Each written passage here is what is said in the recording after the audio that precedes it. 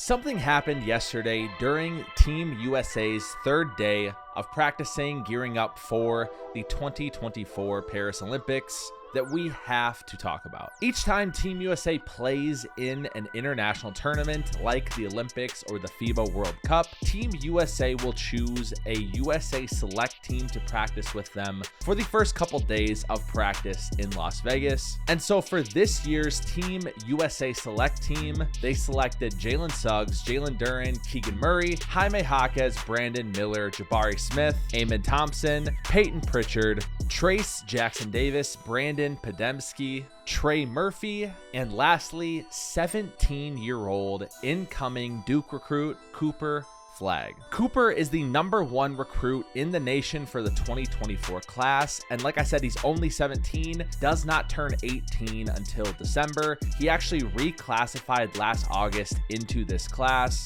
and is going to Duke University in the fall. Being chosen to the select team is a huge honor for an NBA player, much less a college player like Cooper. He was the first collegiate athlete to be selected since Marcus Smart and Doug McDermott did in 2013, but there's a massive difference there. McDermott was a two-time All-American at Creighton at the point of his selection, and Marcus Smart was the Big 12 Player of the Year.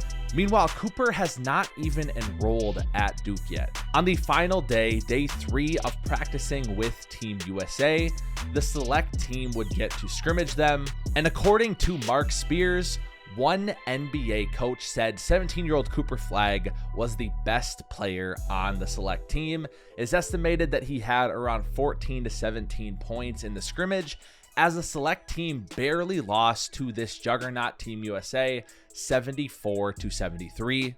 You can actually go watch the entire fourth quarter right here, and I highly encourage you to go do that. It looked like Team USA was running a first unit of Anthony Edwards, Jason Tatum, LeBron James, Steph Curry, and Joel Embiid. Team USA would beat Team Select 74-73, but here is how the end of the game sequence went down. Down 1 point with 22 seconds left, Anthony Davis misses both free throws, but then he redeems himself, locking up Brandon Podemski. And just take a look at Cooper Flagg. He has Drew Holiday on him for a majority of this scrimmage, hits this little turnaround over him, knocks down this pull-up 3 over Anthony Davis, and then within the same sequence, has this super tough putback that he gets an and one on. Guys, I just cannot get over the fact this kid is 17 years old, should be a senior in high school this upcoming fall, does not turn 18 for another 5 months, and he's out there versus the best players in this generation, going toe-to-toe with them. It's just absolutely unbelievable. And one of the things that a lot of the players on Team USA said about Cooper, they were impressed with more than anything, was his poise. The moment didn't look too big for him. He fit in perfectly. He wasn't nervously committing turnovers or having any type of apprehension on the court. He just went out there and played against some of the greatest players in the entire world. And this is why everyone is so excited about the 2025 NBA draft. Cooper is currently projected to go #1 overall in what many experts believe to be an absolutely loaded draft class. A couple other guys that make this draft class extremely special is Nolan Traore out of France. He's 18, a point guard with a ton of upside. Some people think he could even be the #1 pick in this draft. You have incoming Rutgers freshman Ace Bailey and Dylan Harper as well. Dylan Harper is the son of former NBA player Ron Harper. And then Baylor freshman VJ Edgecombe. Honestly, this may be another year where teams tank for Cooper Flagg, and they're happy if they end up with one of these other guys too. But in the meantime, Cooper Flagg is going to be must-see television at Duke this year. He stands at 6'9", is 205 pounds. Look for him to put on quite a bit of muscle in his freshman season. I want to take a moment in this video and do something different. My friend Joe from Strictly B-Ball is going to give us his take on Cooper, as he's been traveling around the past year, watching Cooper's Maine United AAU team on the circuit, capturing plenty of viral moments in the process. Let's hear what Joe has to say about Cooper. I've watched Cooper Flagg play 20 plus basketball games, but I'll never forget the first time I watched him play. I heard about this kid from Maine who was taking over, who was incredibly talented. So I went to one of his 15U games in a back gym in an Indiana high school, and I could not have predicted what I saw next.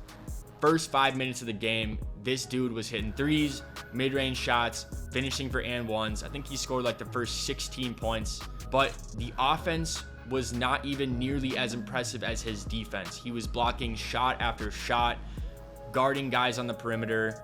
He has such a unique combination of athleticism, IQ, and reaction time to make him one of the best defensive high school players ever. The best I've ever seen. And now to see what he's doing at the Team USA camp as a 17-year-old, getting raving reviews from NBA coaches, from NBA legends.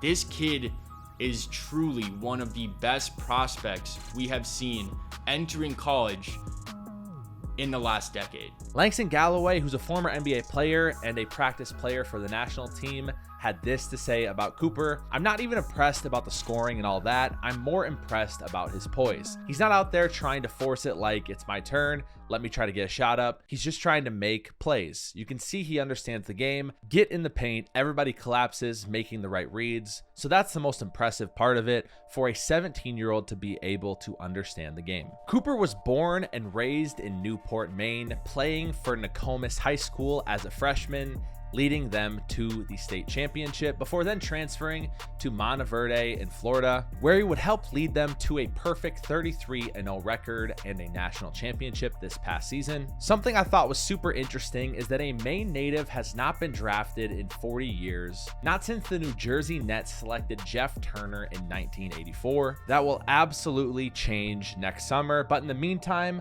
let's enjoy watching this kid absolutely tear it up on the college level next season. And with that being said, guys, the Olympics are quickly approaching. For basketball, the first games take place in just 18 days on Saturday, July 27th. Here is a look at the 3 different groups of 4. In Group A, you have Australia, Greece, which has Giannis, obviously.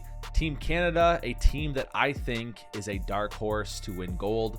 Speaking of Team Canada, they will play Team USA tomorrow in an exhibition. On Team Canada, you have guys like Shai Gilgeous-Alexander, Jamal Murray, Dylan Brooks, Lou Dort, RJ Barrett, Nikhil Alexander-Walker, and Andrew Nembhard. And lastly, in that group, you have Spain. In Group B, you have France, Germany, Japan, and Brazil. Team France is actually the team I genuinely think is going to win gold. And of course, it's a contrarian take. The United States should be the favorites. However, Team France has Victor Wembanyama and Rudy Gobert, not to mention Bilal Coulibaly. And if you've seen some of these exhibition matches that Team France has had recently with Wemby and Rudy playing the pick and roll together, it's pretty terrifying.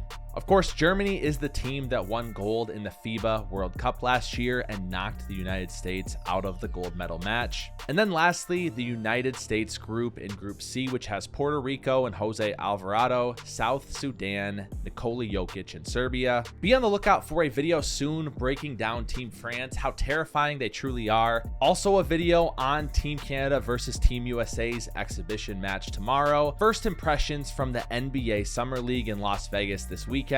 And of course, a video at some point on one of the most hyped Team USA Olympic rosters in recent memory. This is a fun offseason. Normally, we don't get exciting times in July and August during the regular NBA calendar year, but this year is different with the Olympics, so let's enjoy this. My video on the worst GM tenure in NBA history is coming out very soon. If it's out, you can click on it here, and if not, subscribe, hit those notification bells, and we'll see ya on the hardwood.